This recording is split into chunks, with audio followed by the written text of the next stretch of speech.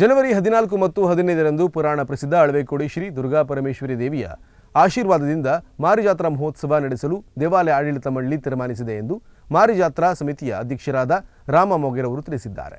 ದೇವಾಲಯದಲ್ಲಿ ಜಾತ್ರಾ ಮಹೋತ್ಸವ ಸಮಿತಿಯಿಂದ ಜರುಗಿದ ಮಾಧ್ಯಮಗೋಷ್ಠಿಯನ್ನು ಉದ್ದೇಶಿಸಿ ಮಾತನಾಡಿದ ಮಾರಿಜಾತ್ರೆ ಸಮಿತಿ ಅಧ್ಯಕ್ಷರಾದ ರಾಮ ಮೊಗೇರವರು, ಅಮ್ಮನ ಅಭವ ಪ್ರಸಾದದಿಂದ ಶ್ರೀ ದುರ್ಗಾ ಪರಮೇಶ್ವರಿ ಮಾರಿಜಾತ್ರಾ ಮಹೋತ್ಸವ ಸಮಿತಿ ರಚಿಸಲಾಗಿದೆ. ಪ್ರತಿ 2 ವರ್ಷಕ್ಕೊಮ್ಮೆ ಜರುಗುವ ಮಾರಿ ಜಾತ್ರೆಯು ಈವರೆಗೆ 5 ಜಾತ್ರೆಯನ್ನ ಯಶಸ್ವಿಯಾಗಿ ನಡೆಸಲಾಗಿದ್ದು, ಈ ಬಾರಿ ನಡೆಯುವ ಜಾತ್ರೆ 6ನೇದಾಗಿದೆ. ಈ ಬಾರಿಯೂ ಅಳವೆಕೋಡಿ ಶ್ರೀ ದುರ್ಗಾ ಪರಮೇಶ್ವರಿ ಸನ್ನಿಧಾನದಲ್ಲಿ ಭಕ್ತಾದಿಗಳ ಸಹಕಾರದಿಂದ ಅತಿ ವಿಜೃಂಭಣೆಯಿಂದ ಜಾತ್ರೆ ನಡೆಯಲಿದೆ ಎಂದು ಜಾತ್ರಾ ಮಹೋತ್ಸವದ ಬಗ್ಗೆ ಮಾಹಿತಿಯನ್ನು ನೀಡಿದರು. ಸೀರೆ, ಹಣ್ಣು, ಕಾಯಿ, ಹೂವು, ಸುವಾಸಿನಿ ದ್ರವ್ಯಗಳನ್ನು ತೆಗೆದುಕೊಂಡು ಮೆರವಣಿಗೆಯಲ್ಲಿ ಕಂಚಿನ ದುರ್ಗಾದೇವಿ ದೇವಸ್ಥಾನಕ್ಕೆ ನಾವು ಹೋಗಿ ಅಲ್ಲಿ ಪೂಜೆ ಮತ್ತು ಸುವಾಸಿನಿ ದ್ರವ್ಯಾದಿಗಳನ್ನು ಸಮರ್ಪಿಸಿ ಪೂಜೆ ಮಾಡಿಕೊಂಡು ನಾವು ಅಲ್ಲಿಂದ ಶಿರಾಲಿ, ಸಾರದೊಳೆ, ಮಾವಿನಕಟ್ಟೆ ಹಾಗೂ ಸಣಬಾವಿ ಮುಖಾಂತರ ನಾವು ಬರ್ತಕ್ಕಂಥ ದಾರಿಯದು. ಸಣಬಾವಿಯಲ್ಲಿ ಶ್ರೀ ರಾಮ ಮಂದಿರದ ಹತ್ರ ಸ್ವಲ್ಪ ಹೊತ್ತು ತಂಗಿ ಅಲ್ಲಿ ಆ ದಿವಸ ದೇವರಿಗೆ ಹೊರೆ ಕಾಣಿಕೆ ಅರ್ಪಿಸುವವರು ಎಲ್ಲರೂ ಕಾಯ್ತಾ ಇರ್ತಾರೆ. ಅವರನ್ನು ಕರ್ಕೊಂಡು ಆವಾಗ ನಡ್ಕೊಂಡು ಬರೋರು ನಡ್ಕೊಂಡು ಬರ್ತಾರೆ, ಗಾಡಿಯಲ್ಲಿ ಬರೋರು ಗಾಡಿಯಲ್ಲಿ ಬರ್ತಾರೆ. ಬಂದು ನಾವು ಅದನ್ನು ದೇವರ ಹತ್ರ ಇಟ್ಟು ಅವರಿಗೆ ದೇವರ ಪ್ರಸಾದವನ್ನು ಕೊಟ್ಟು ಕಡೆಗೆ ನಂತರ ನಾವು ಮಾರಿಕಮ್ಮ ಮೂರ್ತಿಯನ್ನು ತೆಗೆದುಕೊಂಡು ಬಂದು ಇಲ್ಲಿ ಗದ್ದಿಗೆ ಮೇಲೆ ಕೂಡಿಸ್ತೇವೆ. ಗದ್ದಿಗೆ ಮೇಲೆ ಕೂಡಿಸಾದ ಮೇಲೆ ನಾವು ಅಲ್ಲಿಂದ ದೇವರ ಹತ್ರ ಹೋಗಿ ದೀಪ ಸ್ಥಾಪನೆ ಮಾಡಿ ಅಲ್ಲಿ ದೇವರಿಗೆ ಕಾಯಿ ಇಟ್ಟು ದೇವರ ಹತ್ರ ಪ್ರಾರ್ಥನೆ ಮಾಡಿ ನಾವು ಮಾಡುವಂಥ ಕೆಲಸ ನಿರ್ವಿಘ್ನದಾಯಕವಾಗಿ ಆಗಬೇಕು. ಅದಕ್ಕೆ ನಿನ್ನ ಸಂಪೂರ್ಣ ಆಶೀರ್ವಾದ. ಜನವರಿ 13ರಂದು ಸೋಮವಾರ ಶ್ರೀ ದುರ್ಗಾ ಪರಮೇಶ್ವರಿ ಅಮ್ಮನವರನ್ನ ಪ್ರಾರ್ಥಿಸಿಕೊಂಡು ಎಲ್ಲ ಭಕ್ತಾದಿಗಳು ಶ್ರೀ ಕಂಚಿನ ದುರ್ಗಾ ಪರಮೇಶ್ವರಿ ದೇವಸ್ಥಾನಕ್ಕೆ ಹೊರಡುವಾಗ ಕಾಯಿ, ಹೂವು, ಹಣ್ಣು, ಬಳೆ, ಸೀರೆ, ಅರಿಶಿನ, ಕುಂಕುಮ ಇತ್ಯಾದಿ ಸುವಾಸಿನಿ ದ್ರವ್ಯಗಳನ್ನು ತೆಗೆದುಕೊಂಡು ಹೊರಡುವುದು.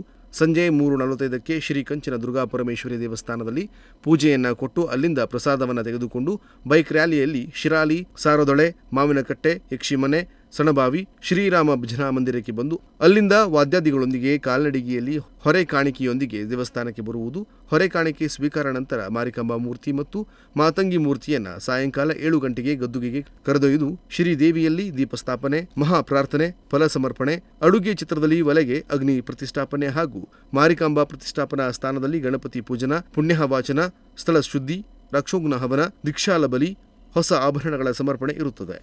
ಜನವರಿ 14 ಮಂಗಳವಾರ ಬೆಳಿಗ್ಗೆ 6 ಗಂಟೆಗೆ ದೇವತಾ ಪ್ರಾರ್ಥನೆ, ಗಣಪತಿ ಪೂಜ್ಯನ, ಪುಣ್ಯ ವಾಚನ, ನಾಂದಿ ಸಮಾರಾಧನೆ, ಪೂರ್ವಾಹ್ನ 8 ಗಂಟೆಗೆ ಪೂರ್ಣ ಕಲಶದೊಂದಿಗೆ ಮಾರಿಕಾಂಬಿಗೆ ಪ್ರಾಣ ಪ್ರತಿಷ್ಠಾಪನೆ, ಮಂಗಳಾಷ್ಟಕ, ವೇದಘೋಷ ವಾದ್ಯಗಳೊಂದಿಗೆ ಮಹಾಮಂಗಳಾರತಿ. ನಂತರ ಆಡಳಿತ ಕಮಿಟಿ, ಮಾರಿಜಾತ್ರಾ ಕಮಿಟಿಯವರಿಂದ ಮಾರಿಕಾಂಬಾ ದೇವಿಯ ಪ್ರಸಾದ ವಿತರಣೆ. ನಂತರ ಭಕ್ತಾದಿಗಳ ಸೇವೆ ಪ್ರಾರಂಭವಾಗಲಿದೆ. 11:30ಕ್ಕೆ ಮಾರಿಕಾಂಬಾ ದೇವಿಯ ಸಾನ್ನಿಧ್ಯದಲ್ಲಿ ನೈವೇದ್ಯ ಮತ್ತು ಮಹಾಮಂಗಳಾರತಿ, ಮಹಾ ಅನ್ನ ಸಂತರ್ಪಣೆ ಪ್ರಾರಂಭವಾಗಲಿದೆ. ಸಂಜೆ 4:30ಕ್ಕೆ ಭಜನಾ ಕಾರ್ಯಕ್ರಮ. ರಾತ್ರಿ 9 ಗಂಟೆಗೆ ಪ್ರಸಿದ್ಧ ಶ್ರೀ ಅಂಬಿಕಾ ಅನ್ನಪೂರ್ಣೇಶ್ವರಿ ಪ್ರಸಾದಿತ ದಶಾವತಾರ ಯಕ್ಷಗಾನ ಮಂಡಳಿ ಸುಂಕದ ಕಟ್ಟೆಯವರಿಂದ ಸಂಪೂರ್ಣ ದೇವಿ ಮಹಾತ್ಮೆ ಯಕ್ಷಗಾನ ನಡೆಯಲಿದೆ.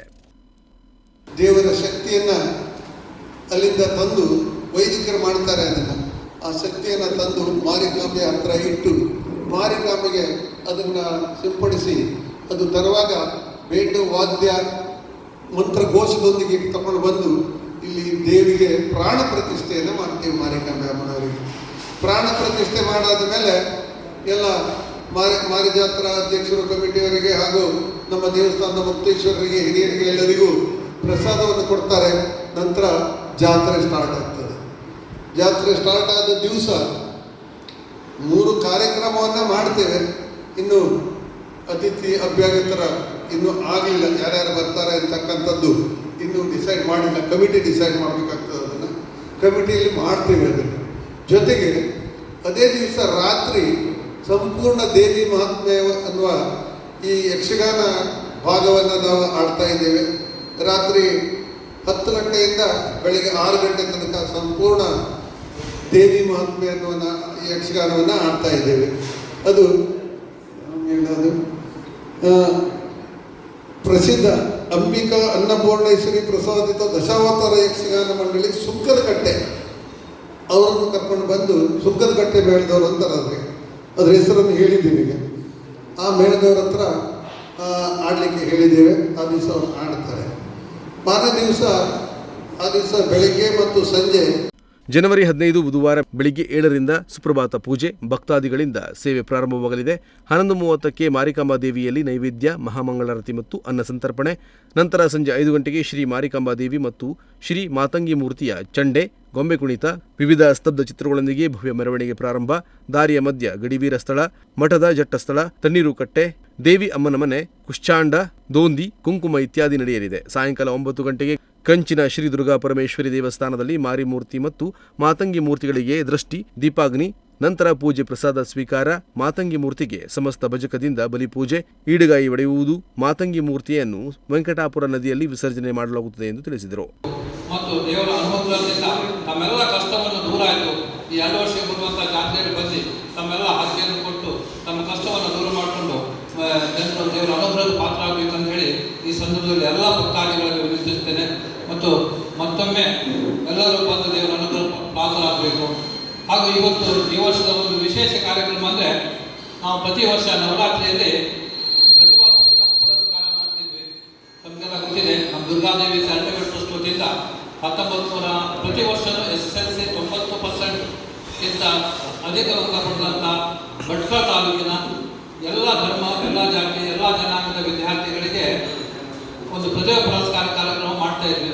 ಈ ವರ್ಷ ಕೆಲವು ಜನವರಿ 16ರಂದು ಗುರುವಾರ ಪ್ರಧಾನ ಮಾರಿಕಾಂಬಾ ಮೂರ್ತಿಗೆ ಕಲಾ ಸಂಕೋಚನ ಹವನ ಮಾಡಿ ವಿಸರ್ಜಿಸುವುದು ಮತ್ತು ಶ್ರೀದೇವಿಯ ದ್ವಾದಶಿ ಕಲಶ ಸಂಪ್ರೋಕ್ಷಣೆ ನಡೆಯಲಿದೆ ಎಂದು ಜಾತ್ರಾ ಮಹೋತ್ಸವದ ಸಮಿತಿ ತಿಳಿಸಿದೆ. ಮಾಧ್ಯಮಗೋಷ್ಠಿಯಲ್ಲಿ ತಿಮ್ಮಪ್ಪ ಹೊನ್ನೆಮನೆ, ನಾರಾಯಣ ದೈಮನೆ, ಬಿಳಿಯ ನಾಯ್ಕ್, ಹನುಮಂತ ನಾಯ್ಕ್, ದೇವಪ್ಪ ಮೊಗೇರ್, ಬಾಬು ಅಳಿಕೂಸನ್ಮನೆ, ವಿಠ್ಠಲ ದೈಮನೆ, ಯಾದವ್ ಮೊಗೇರ್ ಮೊದಲಾದವರು ಉಪಸ್ಥಿತರಿದ್ದರು. ಉದಯ ನಾಯ್ಕ್, ನುಡಿಸಿರಿ ನ್ಯೂಸ್, ಭಟ್ಕಳ.